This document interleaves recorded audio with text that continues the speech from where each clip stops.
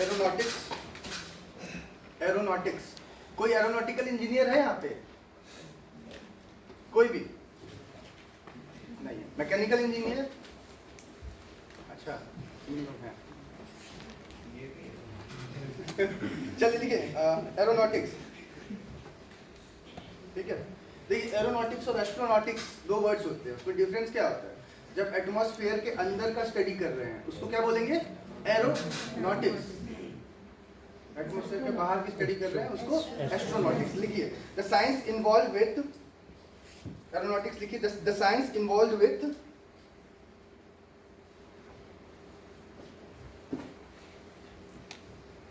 study, the science involved with study, design, the science involved with study, design and manufacturing, study, design and manufacturing of air flight, within atmosphere of air flight, study, design and manufacturing of air flight within atmosphere। ये बात समझ में आई? within atmosphere की बात करेंगे तो क्या बोलेंगे उसको? एरोनॉटिक्स। एस्ट्रोनॉटिक्स लिखिए हिंदी में, हिंदी गूगल ट्रांसलेट कर लो। और क्यों आते हैं? डेफिनेशन लिखिए, it is theory and practice, it is theory and practice, it is theory and practice of travel, it is theory and practice of travel beyond Earth's atmosphere, beyond Earth's atmosphere into the outer space। और outer space मतलब 160 kilometre. Repeat कर दीजिएगा। It is theory and practice. It is theory and practice of travel beyond Earth's atmosphere into the outer space। सबने लिख लिया?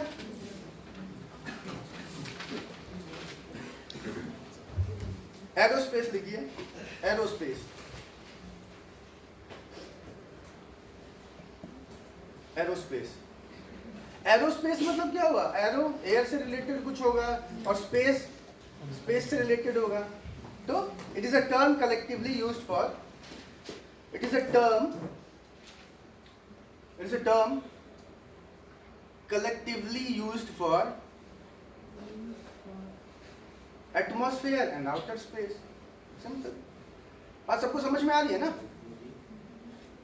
It is a term collectively used for atmosphere and outer space.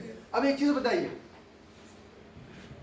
Astronautics और aeronautics में जो 160 kilometre वाला मैंने difference बताया, इन दोनों डेफिनेशंस को मिला के मुझे एस्ट्रोनॉटिक्स और एरोनॉटिक्स के बारे में बताइए। एरोनॉटिक्स मतलब 160 किलोमीटर के, एस्ट्रोनॉटिक्स समझ में आ रही है? ठीक है। अब लिखिए थियोडोर वन कर्मन के बारे में लिखिए, जिसने कर्मन लाइन दिया था। ठीक है, ये लिखा इसलिए रहा हूँ थोड़ा सा आपको एक स्टोरी दिमाग में बनी रहेगी, अदरवाइज कर्मन लाइन बता दिया बहुत है। ठीक है, बट एक बार लिख लेंगे तो रिवाइज करेंगे तो एक कहानी दिमाग में रहेगी। कौन थे ये? लिखिए, he was a Hungarian American engineer, Hungary का था। हाँ, Hungary, Hungarian, HUNGARIAN, HUNGARIAN, Hungarian American engineer. ठीक है, he was active in aeronautics and astronautics, he was active in aeronautics and astronautics, he was active in aeronautics and astronautics। अब सबसे important point, he was the first to calculate, he was the first to calculate, he was the first to calculate the altitude at which, he was the first to calculate the altitude at which atmosphere becomes, altitude at which atmosphere becomes too thin to support aeronautical flight. He was the first to calculate the altitude at which atmosphere becomes too thin to support aeronautical flight. ये बात समझ में आ रही है क्या मैंने बोला? Yes, sir. ठीक है. अब सवाल उठता है वाई. लिखिए वाई, तो उसका आंसर लिखिए वाई. ठीक है, लिखिए a vehicle at this altitude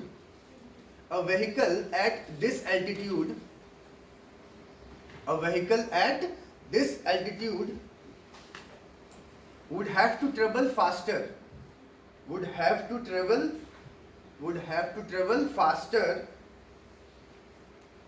than the orbital velocity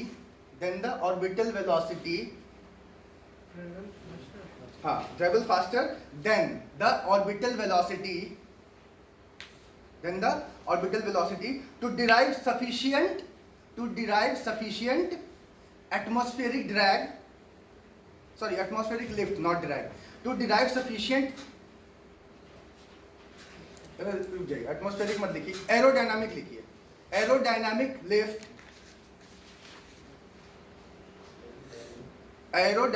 lift to support itself.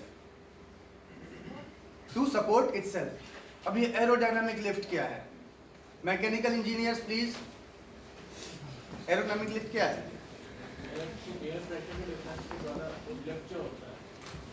ये क्या होता है? प्लेन कैसे हवा में उड़ जाता है? कभी सोचा है? स्पीड बढ़ती है पहले, ऐसा ही होता है ना सर? स्पीड बढ़ती है, प्रेशर डिफरेंस होता है. लिफ्ट क्या होता है? परपेंडिकुलर लगता है, एक ड्रैग होता है. सर ड्रैग क्या होता है? जो पीछे लगता है, फ्रिक्शनल फोर्स की तरह होता है ना?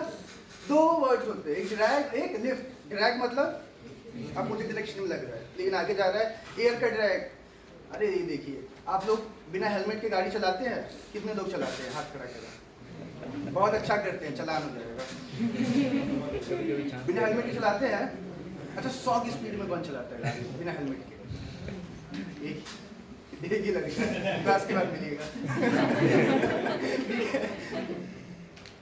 मुंह पे क्या लगता है? हवा से छोड़ते हुए निकलती है मुंह ऐसे होता है ना? किसके कारण होता है वो? ड्रैग के कारण. लिफ्ट क्या होता है? अपवर्ड. अब कोई पूछेगा प्लेन कैसे उड़ता है? एरोडायनामिक लिफ्ट मिलता है.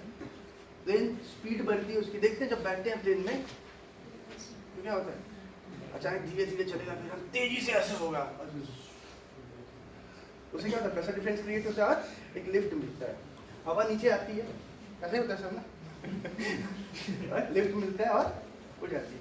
ठीक है, चलिए आगे लिखिए. Thinner the air. बात सबको समझ में आ रही है ना जो बता रहा हूं? ठीक है. Thinner the air, faster the plane must go. Thinner the air, faster the plane must go to generate lift. ठीक है? Thinner the air, faster the plane must go to generate lift. समझ में आ रहा है? तो 160 किलोमीटर के पास वहां तो लिफ्ट वो कोई बात ही नहीं है, बट एयर थिन होता है. मगर जैसे ऑर्बिट बढ़ता जाएगा आपको वेलोसिटी कम करेंगे.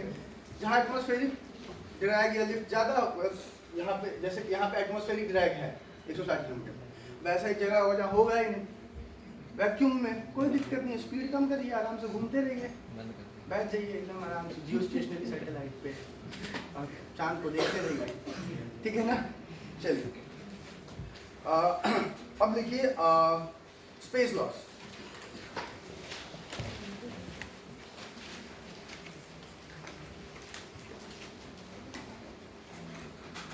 उसमें लिखिए आउटर स्पेस. पहला नंबर 1 आउटर स्पेस.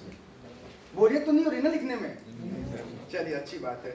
एक ही क्लास में तो लिखा जाता है. हाँ सर, इसी क्लास में तो बस लिखा जाता है, बाकी में सुनते हैं. अच्छा, बाकी में नहीं लिखते क्या? पढ़ता कौन है? लिखते हैं सर. चलिए इसलिए छोड़िए. देखिए आउटर स्पेस के बारे में लिखिए. It does not begin eight a definite altitude.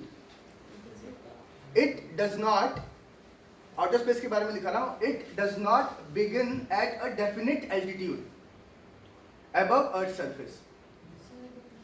It does not begin at a definite altitude above earth's surface. मतलब क्या कह रहा है कि ऐसे ही नहीं आउटर स्पेस स्टार्ट हो जाता है. ठीक है. It doesn't begin at a definite altitude above earth's surface. Kármán's line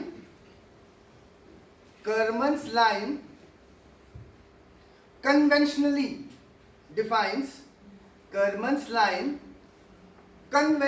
defines the start of outer space. Kármán's line conventionally defines start of outer space for space laws. Kármán's line conventionally defines start of outer space for space laws. ये बात समझ में आ रहा है? Space loss के लिए space outer space को कौन डिफाइन कर रहा है? स्टेटमेंट आ जाता है एग्जाम में. खुश होंगे कि दुखी होंगे? बहुत खुश होंगे सर. खुश होंगे. आएगा एग्जाम में. अच्छा, अब लिखिए United Nations office for outer space affairs, UNOOSA.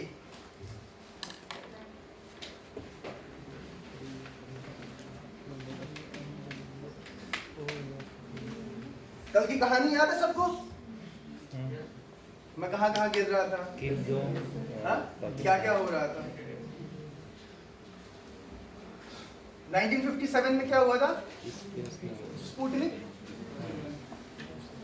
ठीक है. 1958 में क्या हुआ? UNOOSA, United Nations office for outer space affairs. लिख लीजिए, United Nations office for outer space affairs. ये बनाया गया. कब बनाया गया? 1958 में. इसका काम क्या था? गवर्न करना कि अमेरिका और यूएस वहां पे कोई वॉर स्टार्ट ना करते हैं. समझ में आ रहा है एक बात? इसके बाद यूनाइटेड नेशन एक कमिटी बनाती है. ठीक है. क्या बनाती है? ठीक है. उस कमिटी का नाम था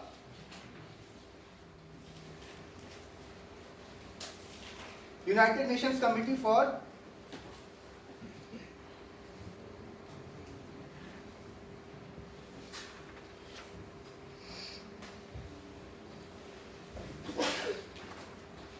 United Nations Committee for Peaceful Use of Outer Space. United Nations Committee for Peaceful Use of Outer Space. लिखिए, United Nations Committee for Peaceful Use of. अब सोच के बताइए काम क्या होगा इनका? ये इंश्योर करना कि आउटर स्पेस का हम लोग यूज कैसा कर रहे हैं? पीसफुली कर रहे हैं. ठीक है. अगर ये सही है तो जो स्टार वॉर्स मूवी है किसने देखी है? सारी इसके अगेंस्ट में है. समझ में आ रहा है? बट इन फ्यूचर क्या होगा पता नहीं. ठीक है. एलियंस पे कौन कौन विश्वास करता है? एलियंस होते हैं? Yes sir. अगर मैं कहूँ कि हमारा फ्यूचर जनरेशन जो है वही एलियंस है,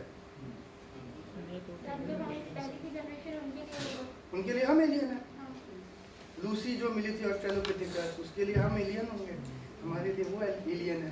तो कभी ना कभी मुलाकात होगी, और जिस दिन मुलाकात होगी उस दिन बात होगी. ठीक है. वो लोग आओ चाओ माओ कुछ बोलेंगे, हम लोग इधर से बोलेंगे हाँ हाँ हाँ हाँ okay okay okay are you alright. समझ में आ रहा है? तो स्पुतनिक 1, इससे क्या प्रॉब्लम्स हुई ये बात कल मैंने समझाई थी, समझ में सबको आया था. उसके बाद United Nations office for outer space affairs आता है. उसके बाद यूनाइटेड नेशन एक कमेटी बनाता है. पहले एड हॉक कमेटी होती है ऐसे ही, बाद में इसको परमानेंट कर दिया जाता है. ठीक है. उसमें मत जाइए. तो क्या मतलब United Nations committee for peaceful use of outer space बनाया जाता है. इंडिया में उस समय क्या चल रहा होगा बताइए. देखिए इंडिया के बारे में कहा जाता है ना कि इंडिया हर चीज में पीछे रह जाता है, बट स्पेस टेक्नोलॉजी एक ऐसी चीज है जिसमें इंडिया पीछे नहीं रहा. उसका कारण कौन थे? अब्दुल कलाम बहुत बाद में है। डॉक्टर विक्रम साराभाई, होमी जहांगीर भाभा और पंडित जवाहरलाल नेहरू। इन तीनों के विजन से हमारा स्पेस प्रोग्राम आज उस स्टेज में है जिसमें हम उसे देख रहे हैं। इंडिया में क्या हो रहा था उस समय? 1962 में वॉर हो रहा था। एक और चीज हो रही थी, इनकॉस्पर। क्या बना था?